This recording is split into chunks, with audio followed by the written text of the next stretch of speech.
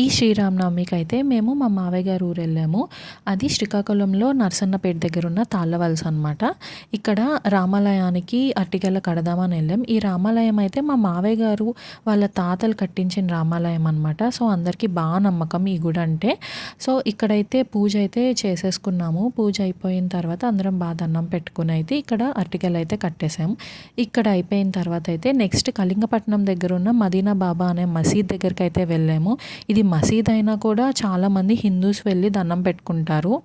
ఇక్కడైతే ఒక చెట్టు ఉంటుంది. చెట్టుకైతే గ్రీన్ క్లాత్లో డబ్బులు పెట్టి మనం ఏదైనా మొక్కుకొని అక్కడ కడితే అయితే అది అవుతుందని చాలా నమ్మకం అందరికీ కూడా. అండ్ మనం ఏదైనా వస్తువు పోతే మాత్రం మదీన్ బాబా అని దండం పెట్టుకుంటే తప్పకుండా జరుగుతుందండి. నాకైతే అది చాలాసార్లు జరిగింది. ట్రస్ట్ మీ, ఎప్పుడైనా ట్రై చేయండి.